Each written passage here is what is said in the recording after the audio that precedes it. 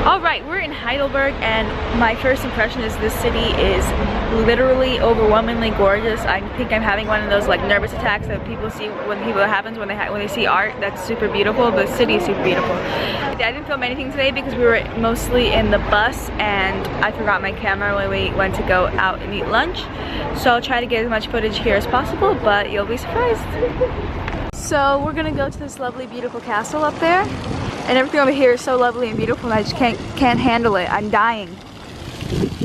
Okay, so we're gonna get on a train. Off the train tracks.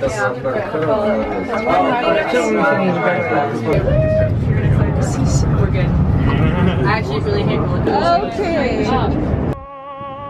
Students. A lot of Americans come here. Heidelberg is one of the very few cities in Germany that was not bombed during the Second World War.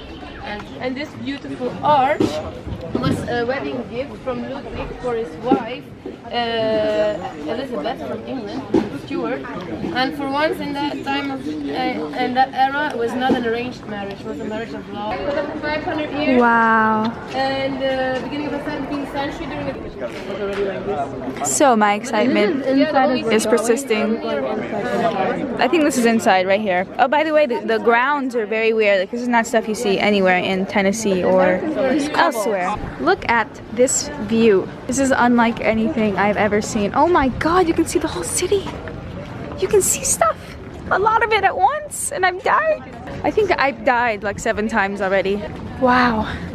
Wow. Wow. Oh my god. And mountains, which are like my favorite thing ever created by the earth. My god, like it's all so old and so precious and so green. Ugh, dang. Germany is beast. Way more beast than the Netherlands. Sorry about that, but it's too flat over there. You can buy swords here. Totally buy swords here. Drink water coming out from anywhere, from nowhere, from the ground. Milkshake. Gift shops are fun. Seriously, this country is very obsessed with swords and things of that nature.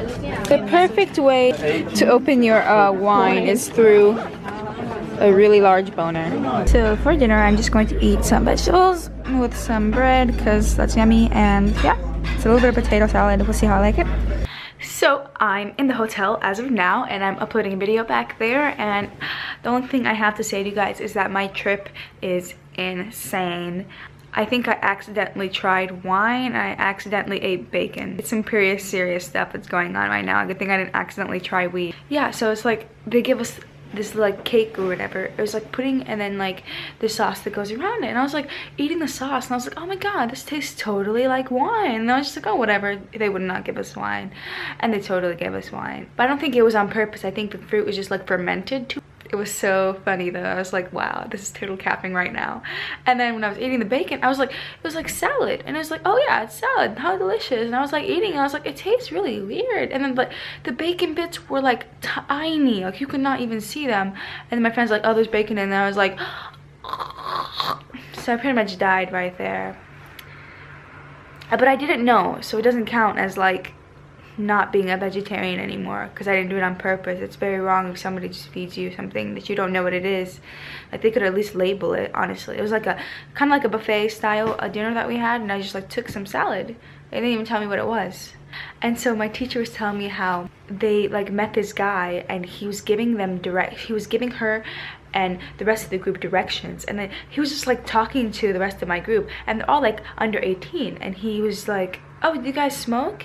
And of course he meant weed. And then my teacher was like, oh no they don't. And then the guy, he goes, oh, I feel so sorry for you. I've been to the United States and nobody smokes. It's a very, very sad country. It was hilarious. That was in Amsterdam, obviously. Germany is so beautiful. And I like broke a cup.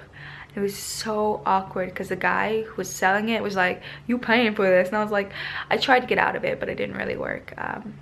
good night and peace. Alright, good morning. So it's breakfast time and we're usually eating breakfast at hotels. So I'm just eating some fruit and some cereal mixed with like everything known to man. Beautiful plant life. So I'm here at Burger King with some people, but of course I'm not eating Burger King food. I'm just gonna help myself to an avocado and a tuna sandwich type thingy. What's behind me is the first concentration camp in Germany, which of course was opened by Hitler and his posse. In those little houses, outcasts suffered. The condition of this inside is atrocious. Yeah, but it could just be it's like 40 years later, 50 years later. It makes me so angry that somebody would actually do this. Who would actually think of this like really mutinized way to torture people and to just make them miserable. Like, oh my god, what is your problem? Could you not be a normal human being? Like, what disorder do you have to make you want to do something that's so disgusting? It was strict detention, full 8 months in darkness. No exercise, hard bed, bare wood, 3 days water and 1 pound of bread. Then 1 day's prisoner's food, just a tin bowl and a spoon. No fork, no knife, no cup, no washing bowl, no soap, nothing. I think I'm enjoying my trip so far to a certain extent, but I'm having a lot of issues just like inside my brain. And I know there are issues that I'm semi-creating on my own, but it's more than that. I just feel like I'm surrounded by a bunch of shitty people. However, I will acknowledge a part of it is my fault. Like, once I felt like rejected, I just kind of gave up. I was like, well, okay, I'm not going to be social on this trip. And it was hard for me to think otherwise. It was hard for me to care anymore at that point. So definitely hurting a little bit, but you know, I'll get better. I am counting my days back down to when I can go home. But hopefully somebody out there can relate or understand at least. So we are at this very beautiful palace here in Munich, Germany, and I'll show you.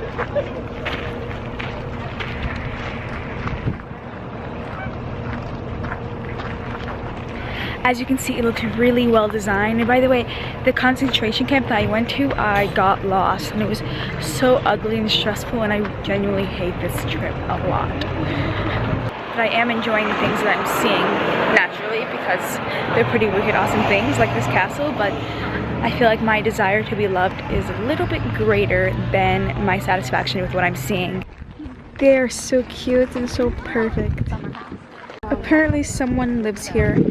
Talk about a desire for things that they don't need. I want Prada, but I'm too poor. She wanted cheese and we went to go look for cheese, and then she didn't want cheese, so we got ice cream. So we're in the city of Munich and we're just looking through stores. It's just a bunch of stuff and it just makes my mind so cluttered. So that guy sitting upon that chair, his name is Burger and he's also a king, and thus he is the true Burger King. So for dinner, our appetizer is with this stuff, but I'm eating this. And then this is also something that exists on Earth. Okay, look at this room. So there's 3 people, 3 suitcases, no air conditioning, and this like bathroom that's supposed to be for 1 person. Goodbye and peace. I'll see you tomorrow.